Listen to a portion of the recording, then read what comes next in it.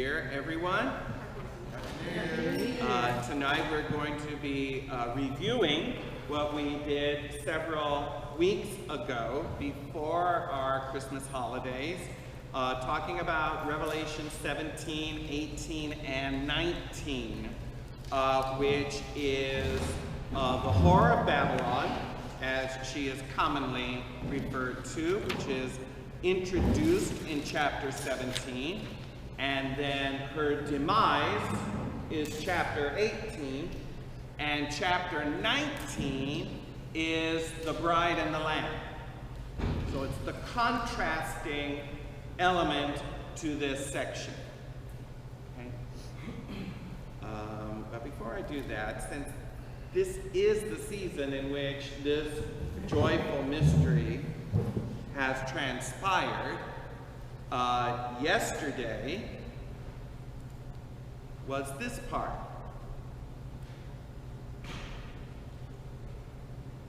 Yesterday we honored this. Right? Mm-hmm. His circumcision, which occurs how many days after his birth? 8 days. 8 days. That's why yesterday is a high holy day. Because if Christmas happened on the 25th, 8 days later puts it on the 1st. Or should. Okay. And that would have been the time that he would have been circumcised. The mystery that we went over that's in the rosary is called the presentation of the temple. That happened how many days after Jesus' birth? 40 days.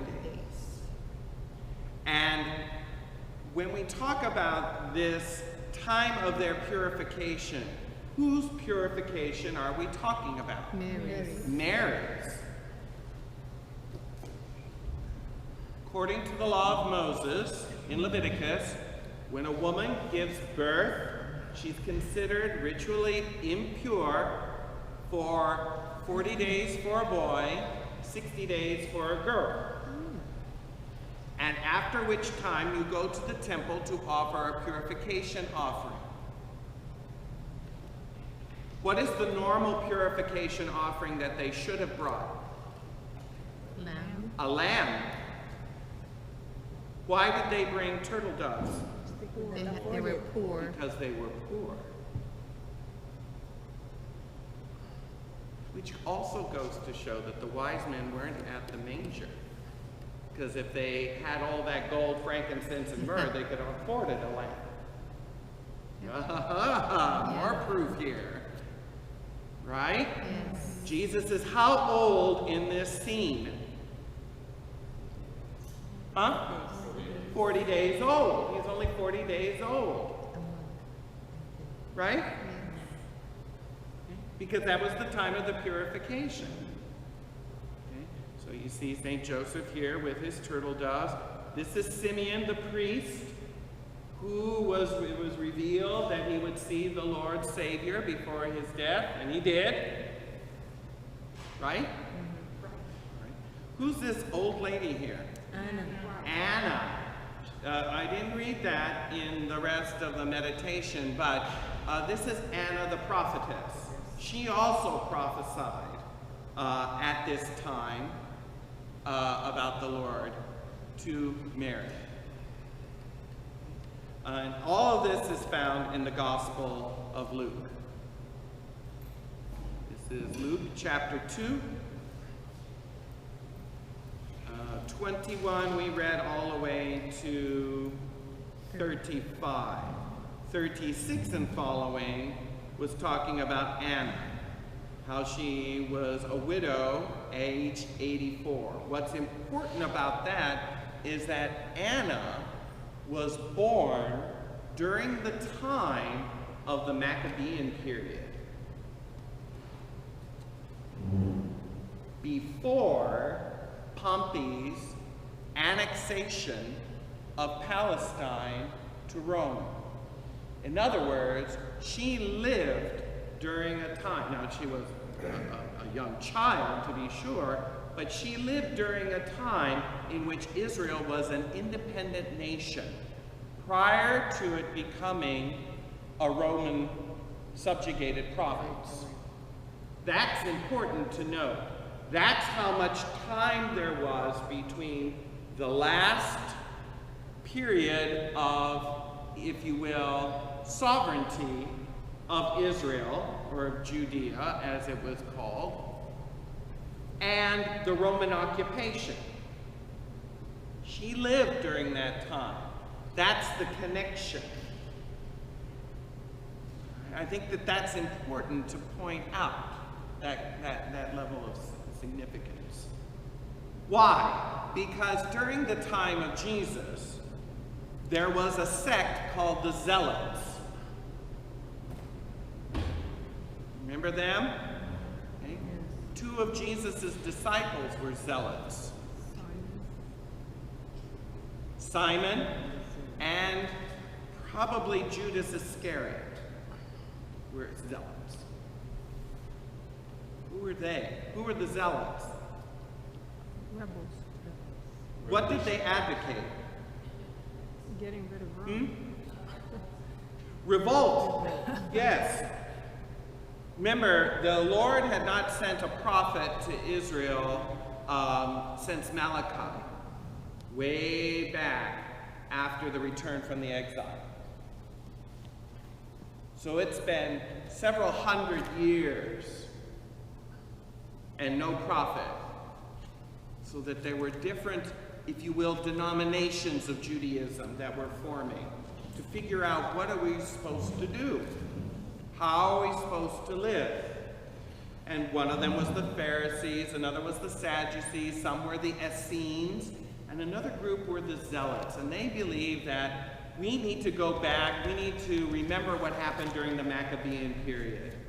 Remember when Judas Maccabeus took up arms and overthrew the Greeks, cleansed the temple, and that's why we have Hanukkah? That's what we need to do with the Romans. God will be with us, like he was with Judas. And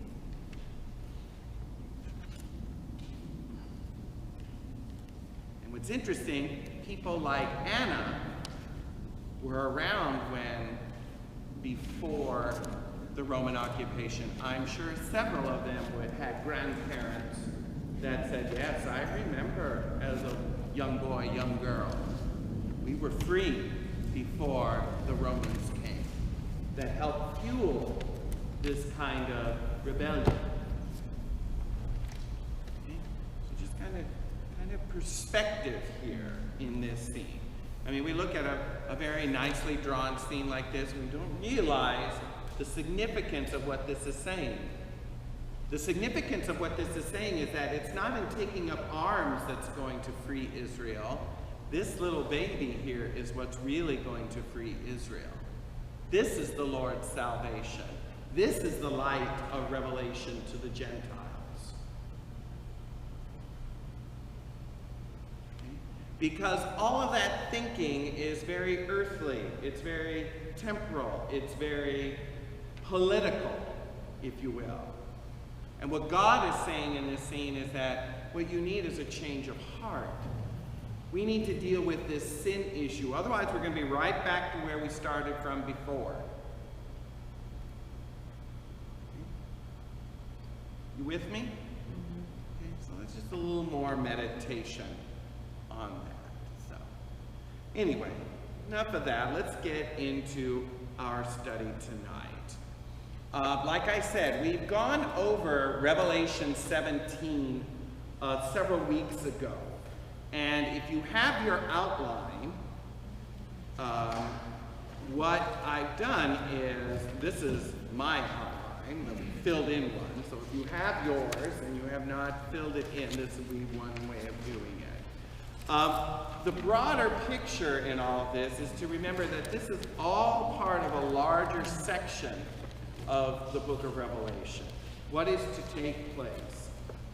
Chapters 17 and 18 is the horror of Babylon. Chapter 17 is her identity. Chapter 18 is her demise. Chip, we don't have a copy of that. passed that out before Christmas. Were you not here then? Before. I didn't get one either. You didn't? Yeah. No. Oh. I don't have any extra with me. Like I said, I've gone totally electronic. I didn't bring my folder with me. The last one Was the last one I passed out? I was sure I had them. Oh well. Just bring home. I will get them out to you. I will bring my folder with the hard copies. If you want, I can also send an electronic version to you all as well. So just be.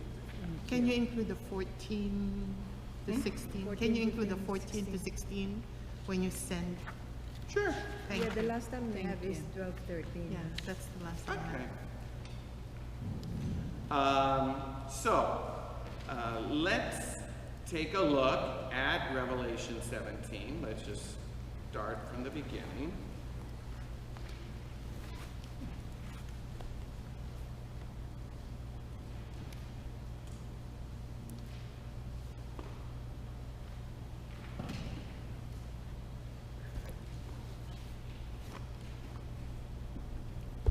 Chapters 14 through 16, if you remember, were all about the bowls of wrath that were poured out. Remember that? The grapes of wrath. That was part of that. That was chapter 16. Remember that from before Christmas? Around Thanksgiving, we went over that. Good, good. I see some heads now. That's good enough for me. And chapter 17 opens up this fantastic vision, probably one of the more infamous visions, probably most famous visions next to the woman and the dragon, I would say.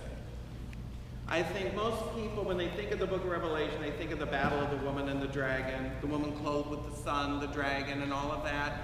I think the whore of Babylon is probably one of the more infamous images that's in the book of Revelation. People have heard of it.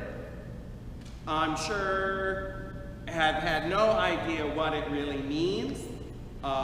This image has been misused and misinterpreted terribly by some non-Catholic Christians as an indictment against the Catholic Church.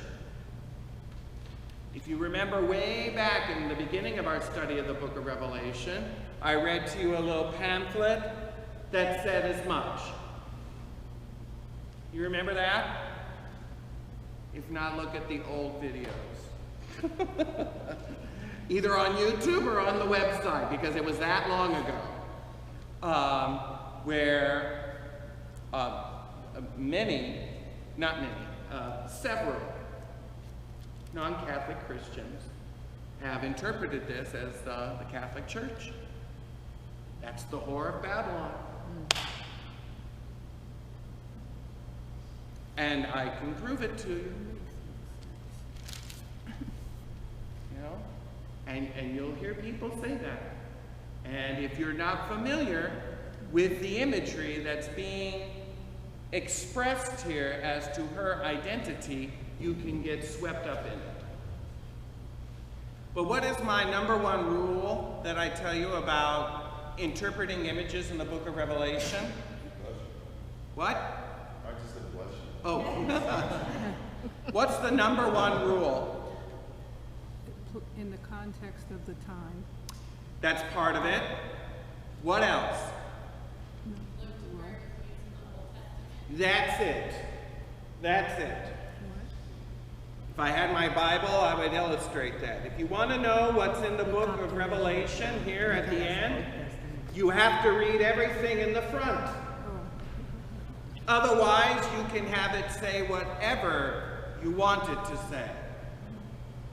The number one rule of interpreting the book of Revelation and any of its images is that you have to have a good background in the Old Testament. Because these images just didn't come from nowhere. This would have all been somewhat familiar imagery, different, but somewhat familiar to those who are of a strong Old Testament Jewish background. That's why I keep going back to that. Because when you see it in the Old Testament, you go, oh yeah, I see the connection. Like the 4 horsemen of the apocalypse. Did that just come up out of nowhere in the book of Revelation? No, where else are they? Old Testament. For evangelism. Not Ezekiel.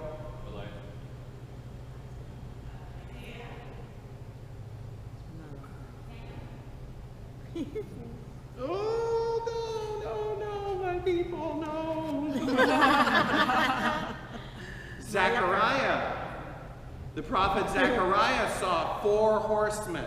Zechariah 6, same colors. So when they looked at the 4 horsemen in the book of Revelation, it was just a re-presentation of the ones in the book of Zechariah. I've said this before, and I'll say it again. If you really want a background to the book of Revelation, you need to read the prophets Zechariah, Daniel, and Ezekiel. Those are the 3 main prophets that you need to have a background in.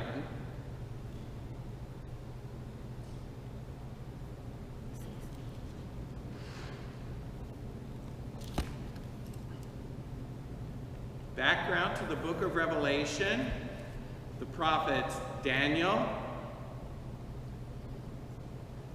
Ezekiel, and Zechariah. Now, it'd be helpful to know the rest of the Old Testament, but if you really want to get your Reader's Digest in, this is a start. If you're familiar with these prophets, then what you see in the imagery of the book of Revelation is not going to be as mysterious as you think it is. Okay? Now, what's very interesting about these prophets, boy, this is a 2-ticket question. Should be 2-ticket question. These prophets prophesied at what period of time in Israel's history? They are the prophets of the exile. Meaning what? Meaning that there were prophets before the exile. When I mean the exile, what